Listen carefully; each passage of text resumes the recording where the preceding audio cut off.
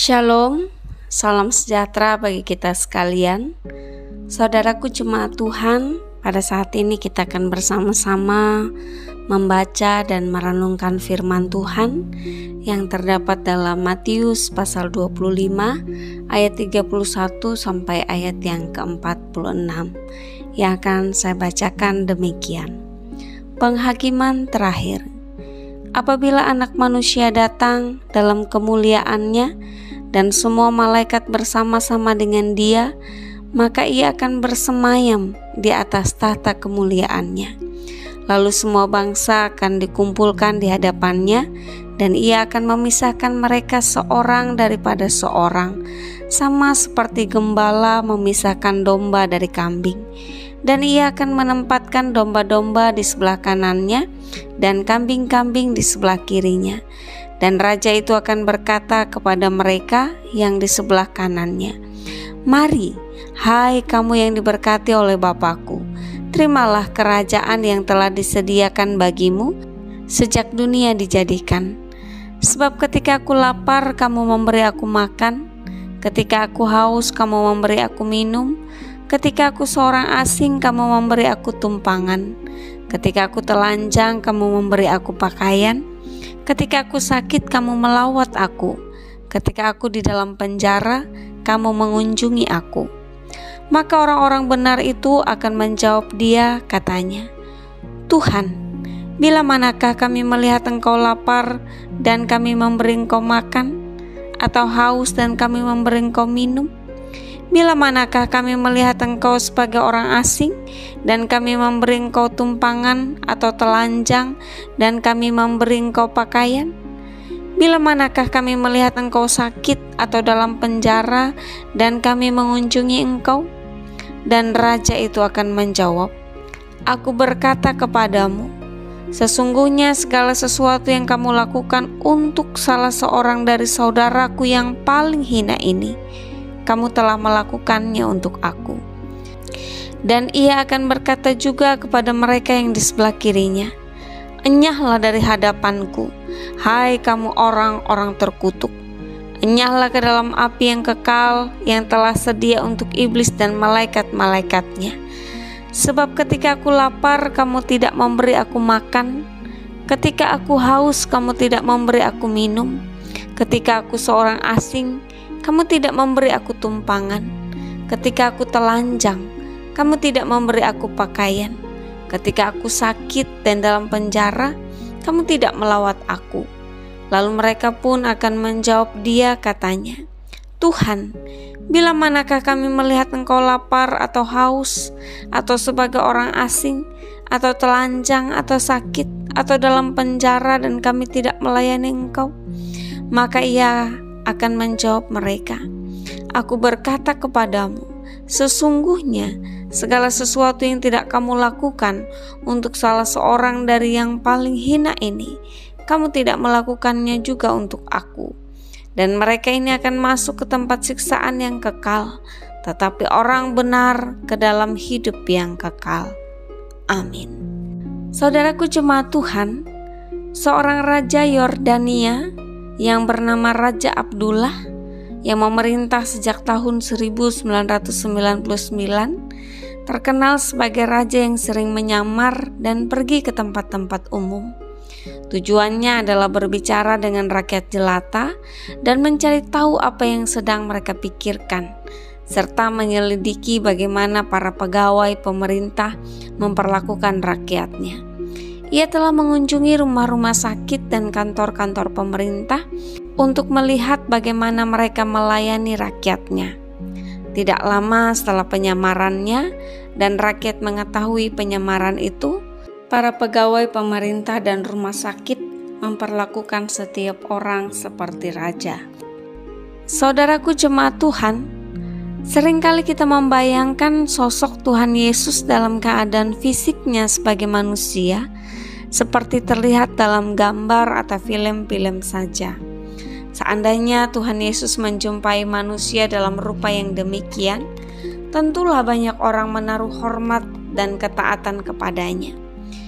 Namun Tuhan Yesus seringkali menjumpai manusia Dengan menyamar dalam rupa apa saja, Ia dapat menjumpai kita dalam rupa orang-orang menderita, kelaparan, kehausan, orang asing, tidak punya pakaian, sakit, di penjara, berduka, dan sebagainya. Hal inilah yang dijelaskan Tuhan Yesus berkaitan dengan penghakiman terakhir. Penghakiman terakhir adalah saat di mana Tuhan mengadakan pemisahan antara orang-orang percaya dengan yang tidak, seperti pemisahan antara domba dan kambing. Pada saat itu semua manusia akan dikumpulkan di hadapannya dan akan dihakimi menurut perbuatan yang telah mereka lakukan. Orang-orang percaya ditempatkan di sebelah kanannya dan mereka akan mewarisi kerajaan Allah serta menerima hidup yang kekal. Alasannya adalah karena mereka telah menyatakan kasih dan kebaikan mereka kepada Tuhan yang menjumpai mereka dalam rupa orang yang kelaparan, kehausan, orang asing, tidak punya pakaian, sakit, dan dipenjara. Artinya mereka sudah menunjukkan iman mereka dengan perbuatan yang mereka lakukan. Alasan itu dipertanyakan dengan rendah hati oleh orang-orang benar itu, yaitu kapan mereka melakukan semuanya itu. Tuhan menjelaskan bahwa segala sesuatu yang mereka lakukan untuk orang yang paling hina, sebenarnya mereka telah melakukannya baginya. Hal ini menunjukkan bahwa Tuhan akan memperhitungkan setiap perbuatan baik sekecil apapun yang dilakukan bagi setiap orang yang membutuhkan. Karena Ia sangat mengasihi orang-orang yang menderita dan membutuhkan pertolongan. Seperti yang dikatakannya dalam Yehezkiel 34 ayat 16. Yang hilang akan kucari, yang tersesat akan kubawa pulang, yang luka akan kubalut, yang sakit akan kukuatkan, serta yang gemuk dan yang kuat akan kulindungi. Aku akan mengembalakan mereka sebagaimana seharusnya. Meskipun anugerah hidup kekal itu tidak ditentukan oleh perbuatan baik, hanya oleh anugerah Allah semata. Namun sebagai orang-orang yang sudah menerima Kristus, mereka telah menjadikan perbuatan baik itu sebagai gaya hidup sehari-hari tanpa mengharapkan imbalan. Sebaliknya, Tuhan akan memberi hukuman kepada orang-orang yang jahat yang ditempatkan di sebelah kirinya. Mereka akan menerima kutuk atas perbuatan mereka sendiri, yaitu dibuang ke dalam api yang kekal. Alasannya adalah karena mereka tidak mau menyatakan kasih dan kebaikan mereka kepada Tuhan, yang menyamar sebagai orang yang kelaparan, kehausan, sebagai orang asing, tidak punya pakaian, sakit, dan dipenjara. Sebagaimana orang benar mempertanyakan, mereka pun bertanya, kapan mereka melihat Tuhan seperti itu? Tuhan menjawab bahwa ketika mereka tidak melakukan apa-apa kepada orang yang paling hina, maka mereka tidak melakukannya untuk Tuhan. Pernyataan ini menyatakan bahwa tidak melakukan sesuatu dapat menjadi dosa di hadapan Tuhan, karena itu menyiratkan kecondongan dan sikap hati seseorang. Tidak melakukan sesuatu dapat berarti tidak punya hati untuk melakukannya. Artinya, ia tidak punya hati untuk melakukan ajaran Kristus yang paling utama, yaitu mengasihi sesama.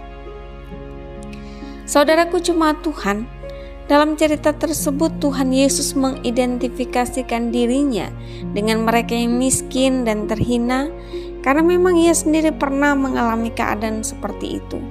Ia pernah mengalami kelaparan di padang gurun, seringkali tidak memiliki tempat untuk beristirahat, mengalami ketelanjangan, penyiksaan, bahkan kematian di kayu salib. Semuanya itu dialaminya karena kasih-Nya kepada umat manusia yang berdosa, supaya manusia ditebus dan diselamatkan. Jikalau Tuhan Yesus yang Maha Kuasa dan pemilik alam semesta ini saja mengidentifikasikan dirinya dengan orang yang miskin dan terhina, lalu siapakah kita yang seringkali meninggikan diri dan tidak mau peduli dengan sesama yang menderita? Pertanyaan ini membawa kita pada beberapa perenungan yang dapat kita aplikasikan dalam kehidupan kita sehari-hari. Yaitu yang pertama, sebagai umat Tuhan, kita diajarkan untuk selalu meneladani ajaran Kristus. Salah satu di antaranya adalah mengasihi sesama. Siapakah sesama kita? Sesama kita adalah orang-orang yang ada di sekitar kita, yang menderita dan memerlukan pertolongan. Ketika kita mengasihi mereka, itu bukan karena suatu maksud tertentu, tetapi karena ketulusan hati dan kepedulian kita. Bukan pula karena mengharapkan imbalan atau balasan, tetapi karena kesadaran diri bahwa kita harus saling mengasihi. Itulah bentuk dari kasih yang sejati. Mengasihi sesama adalah cerminan dari kasih dan ketaatan kita kepada Tuhan. Kasih yang kita nyatakan kepada Tuhan adalah kasih yang kita tunjukkan kepada sesama. Oleh sebab itu, mari senantiasa melakukan kebaikan dengan segenap hati, seperti untuk Tuhan, karena dalam setiap pribadi ada Tuhan. Yang ketiga, setiap orang akan dihakimi menurut perbuatannya. Walaupun perbuatan itu bukan syarat untuk beroleh keselamatan, namun perbuatan adalah bukti dari iman. Karena itu marilah kita melakukan perbuatan-perbuatan baik seperti yang Tuhan Yesus ajarkan, sehingga kita dapat menjadi saluran kasih dan damai bagi sesama. Orang yang kita tolong pun merasakan sukacita. Amin. Tuhan Yesus memberkati.